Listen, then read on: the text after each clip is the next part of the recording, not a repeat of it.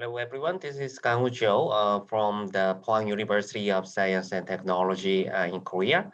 Today in these short presentations, I'm going to talk about the tuning, the electrochemical self-doping for the TiO2 nanotube structure for the potential applications as a photoelectrocatalyst for environmental or the energy applications.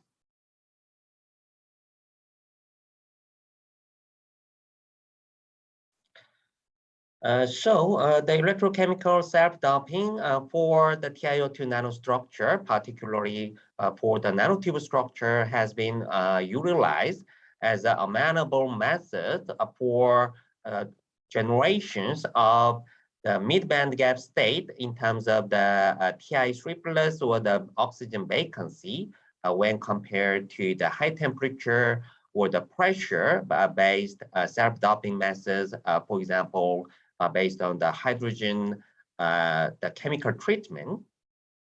So this kind of the electrochemical self-doping for the TiO2 nanotube array or the TNA has been widely utilized for the water treatment or selectively for the energy conversion purposes, for example, for the photoelectrochemical hydrogen generation.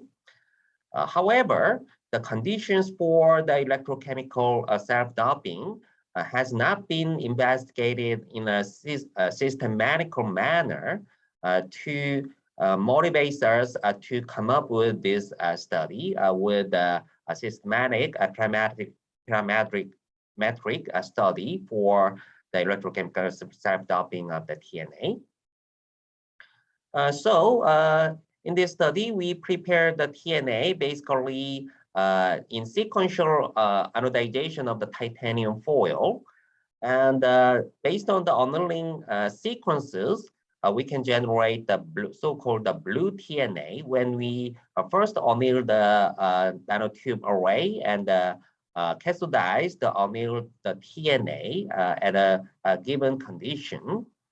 When we first cathodize the TNA before the annealing in the nitrogen atmosphere, we can generate the so-called black TNA. So basically, it depends on how we cathodize the TNA with or without the crystalline structure or the NanoToda structure. We further vary the parameters for the electrochemical self-doping, including the electrolyte, the pH, and the cathodization durations, and the buffering intensity, and so on. And we utilize the material characterization such as the DRS and the X-ray techniques, and the ZIMS, and the SECM, and the EIS, and so on.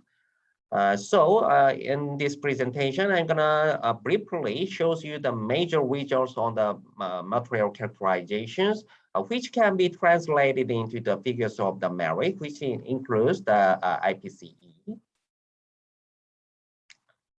The XLD and the XPS and the ZIMS and the depth profile of the XPS together with the EIS based on the Moshaky plot and the SECM collectively show that on the blue TNA, the Ti3 plus or the self-dopant mostly exists on the surface or the bottom of the tube, whereas for the black TNA, the amorphous structure, the facilitated the proton intercalation and the oxygen vacancy formations into the bulk.